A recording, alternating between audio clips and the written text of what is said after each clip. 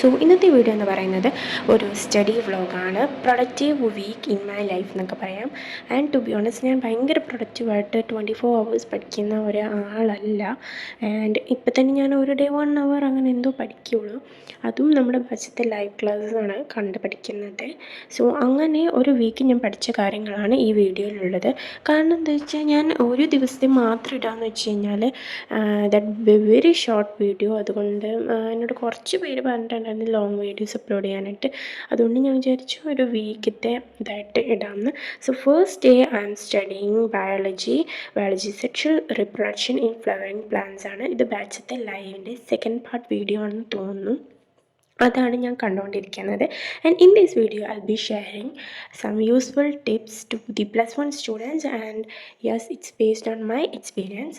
So നമ്മൾ +1 +2 ഒക്കെ എത്തിക്കഴിഞ്ഞ് കഴിഞ്ഞാൽ life is gonna be very different. And എന്താ കാരണം എന്ന് വെച്ചാൽ new environment, may be new school. ഇനി ന്യൂ സ്കൂൾ അല്ലെങ്കിൽ പോലും നമ്മൾ പണ്ട് പഠിച്ചത് നമ്മൾ ഒരു 8th തൊട്ട് 10th വരെ നോക്കുകയാണെങ്കിൽ we will be have the same teachers. നമ്മൾ കണ്ട് പരിചയമുള്ള ടീച്ചേഴ്സ് ആയിരിക്കും. ബട്ട് നമ്മൾ ഹയർ സെക്കൻഡറീൻ്റെ കാര്യത്തിലോട്ട് വരികയാണെങ്കിൽ the teachers are all different.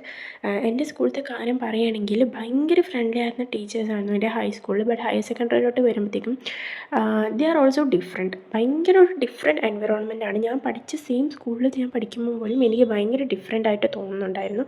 So that would be so difficult. So അപ്പോൾ നിങ്ങൾ എന്ത് ചെയ്യുകയെന്ന് വെച്ച് കഴിഞ്ഞാൽ ഒരു എൻവിറോൺമെൻറ്റായിട്ട് പൊരുത്തപ്പെടുക. അപ്പോൾ നിങ്ങളുടെ സ്റ്റഡീസിലോട്ടുള്ള ഫോക്കസ് കുറയാൻ നല്ല ചാൻസ് ഉണ്ട്. കാരണം life will get difficult.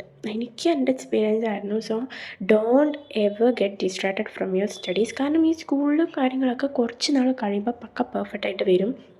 But ആ സമയത്ത് നിങ്ങൾ പഠിത്തം വന്നിട്ട് ഉഴപ്പിക്കഴിഞ്ഞാൽ പിന്നെ അത് തിരിച്ചു കൊണ്ടുവരാനായിട്ട് ഭയങ്കര കഷ്ടപ്പാടായിരിക്കും. ഇപ്പോൾ സിലബസ് ഭയങ്കര ടഫായിക്കൊണ്ടിരിക്കുകയാണ്. ലൈക്ക് എക്സാംസൊക്കെ ടഫായിക്കൊണ്ടിരിക്കുകയാണ്. So if you focus more on your distractions and അങ്ങനെയൊക്കെ ചെയ്ത് കഴിഞ്ഞാൽ നമ്മൾ ഭയങ്കരമായിട്ട് ഉഴപ്പിപ്പോകും. And in the second day I am showing you guys the notes from solution chapter, chemistry chapter 1. അപ്പം ആ ഒരു നോട്ട്സാണ് ഞാൻ കാണിക്കുന്നത്. പിന്നെ ഇതെന്ന് വെച്ചാൽ എൻ്റെ കാൽക്കുലേറ്റർ വർക്ക് ആവുന്നില്ല. സോ അത് ഞാൻ നിങ്ങൾക്ക് കാണിച്ചു തന്നെ കേട്ടോ. അതിനുശേഷം ഞാൻ ഇത് നോട്ട്സ് എഴുതുകയാണ് class കഴിഞ്ഞിട്ടാകുമ്പോഴുള്ളത്. So yeah, and if you guys are from another platform like Xylem or Ejupod, please comment down your experience from your batch.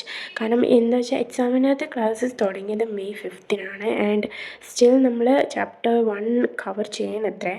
So if you have already done your chapters, അപ്പോൾ അതൊക്കെ ഒന്ന് പറയാം.